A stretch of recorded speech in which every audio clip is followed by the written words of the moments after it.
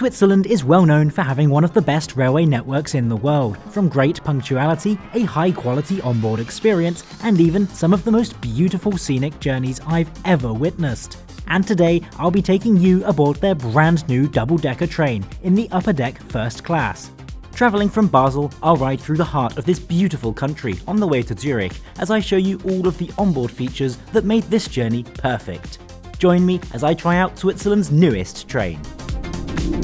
Hello and welcome to Switzerland. Today I'm going to be travelling with the National Swiss Railways SBB on one of their newest trains. I'll be taking the brand new IR Dosto from here in Basel over to Zurich, and for this journey I'm in first class. Let's go!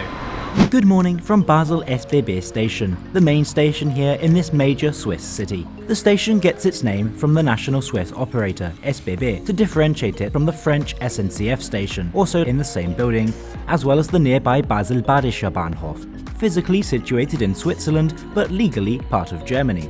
In front of the station is a major tram interchange on the city's meter gauge tram network.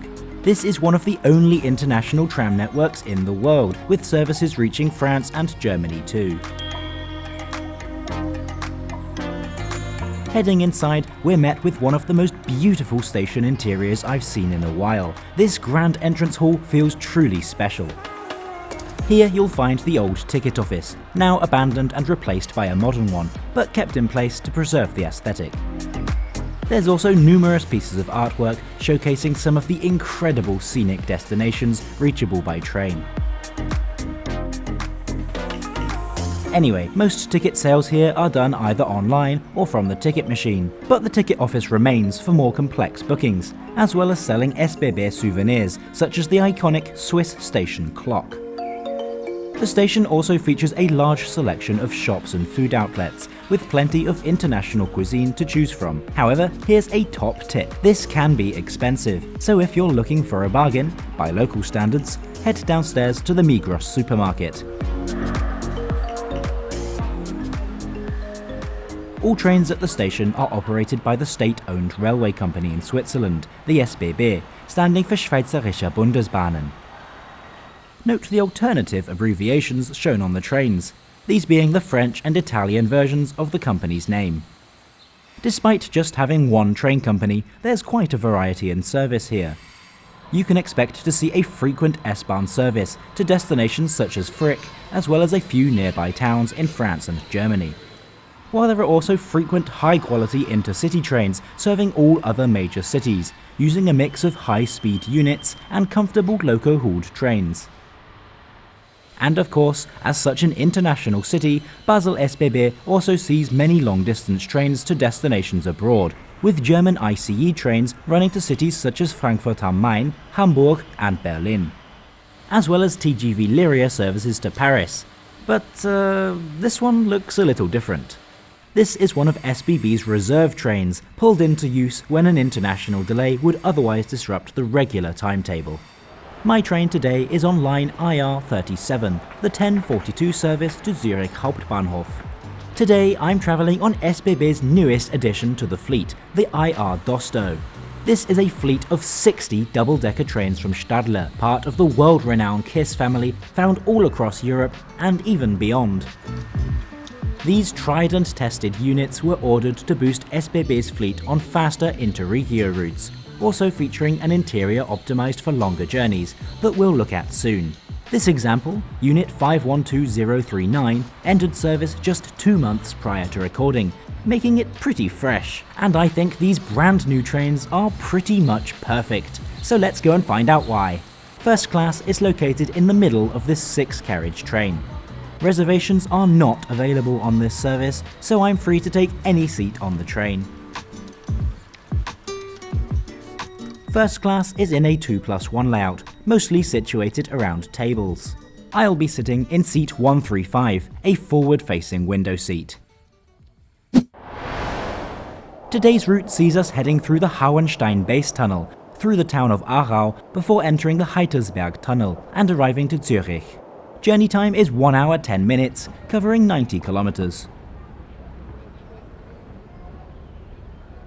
We depart on time at 10:42, leaving behind the beautiful station roof of Basel SBB. Our punctual departure is no surprise, with Swiss railways being known for their top reliability. There are a few railway routes between Basel and Zurich, and this isn't actually the most direct one. But thanks to higher speed limits, this is the route with the shortest journey times. So let's take a look at the interior here in first class. As I mentioned earlier, this interior is optimized for long-distance journeys to allow flexibility of operation, despite normally serving regional routes. First class features wide seats, and I think the SBB's reserved branding looks really smart here.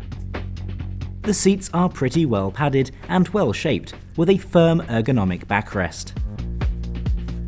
And up here is a winged headrest with a thin red cushion, again looking very stylish, while also adding to the comfort. Between seats you can find folding armrests, which were pretty well sized. And the legroom available here in the airline-style seats is just massive. You certainly won't be struggling for space. Legroom at the table seats is also fine. At my seat there's a small side table, perfect for holding a drink or smaller personal items, while another folding table is attached to the seat in front, also featuring a sliding bracket for laptops, though of course this table is pretty far away. Below the table is a storage net, allowing more space for your smaller personal items, while coat hooks can be found between windows. Almost hidden away beneath the seat is a small recline lever, and much like the lever, the recline is also very small, sliding the base forward a modest amount. Outside, we're now pulling into our first stop, Liestal, on track 1. This is a typical Swiss interchange station, with a tram line departing from the adjacent platform and numerous buses just outside.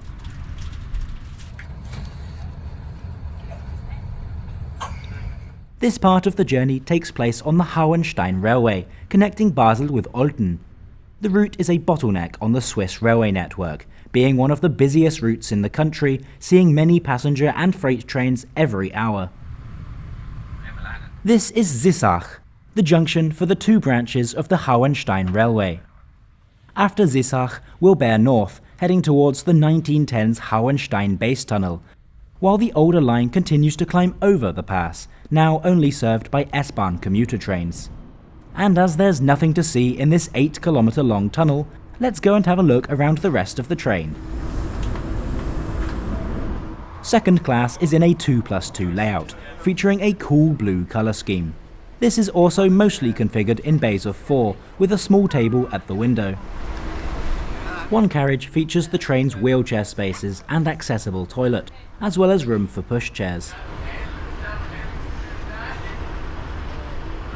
There are also a few other toilets dotted around the train. These were in good condition, as you'd hope and expect for a train that is 2 months old. Soap and disinfectant were available, while the water was working fine, despite the somewhat difficult location of the sensor.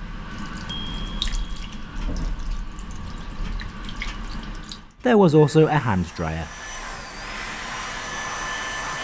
And while we're walking about, I'd just like to say how smooth and quiet this big heavy double-decker train was. The Stadler KISS really is a solid product.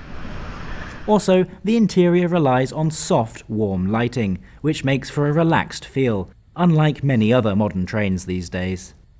The IR Dosto also has easy-to-use cycle storage areas. No reservation is required on InterRegio trains, but you must have a bike pass. A day pass costs 15 Swiss francs, and we'll get on to the price of the entire journey later on. There are even sockets here to allow for the charging of e-bikes.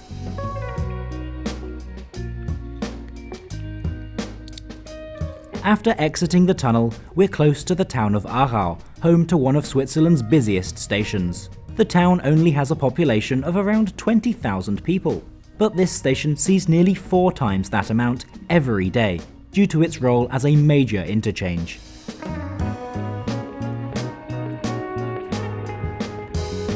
Down here, you can find a power socket for each seat. These are of the Swiss 3-pin design, though are compatible with smaller European plugs. And these trains are also fitted with internet access, though not as you and I know it. Instead of having a Wi-Fi connection, the train is fitted with SBB Free Surf. This means you can connect to the train and use your own mobile data, with the bill being refunded by SBB, though this only works for Swiss mobile providers, meaning most foreign tourists will be excluded. Luckily, Switzerland is a beautiful country, and the views along the way will certainly make up for this. And talking of tourists, let's look at the luggage situation. There are tiny overhead luggage racks, barely suitable for carrying anything at all. This is a result of the train's double-decker design, limiting space. Luckily, there are a few shelves for luggage, and even a bit of space beneath seats. I do wonder how these trains would cope in peak travel season. And by the way, these trains are fitted with adjustable sunblinds, though like most Stadler products, these weren't very effective and still let all the light in. This station is Lenzburg, the starting point of the Superalbs route. This is a regular mainline railway running alongside a road, necessitating ultra-narrow trains to avoid collisions with road traffic.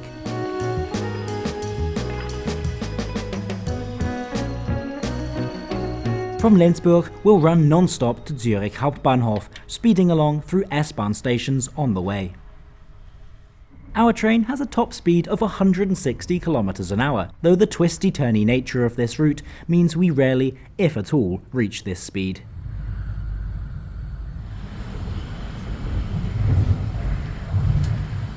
So let's talk about how much this journey costs, and believe me, this is my least favourite part of the experience. A flexible first-class ticket for this one-way journey costs a whopping 62 Swiss francs, which is an extremely high price to pay. Though most locals have discount cards or a travel pass, and you can even book in advance to save money. This station is Dietikon, where we can see some of the older generation Stadler KISS units working on the Zurich S-Bahn. Let me know in the comments if you'd like to see a video on these older Swiss classics. The approach to Zurich is always a fun one, and you can often see trains from as far away as Hungary waiting in the yards. And we pull into Zürich Hauptbahnhof, on time of course, at 11:52. In conclusion, my ride on the SBB IR Dosto was, well, fine. The entire experience was nothing special, but the train has a good interior, a pleasant design, offers a smooth ride, and has appropriate facilities.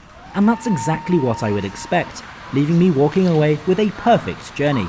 But Switzerland has plenty of remarkable and outstanding trains too, including the high-speed TGV Lyria, offering an incredible first-class dining service that you can experience by clicking up here now.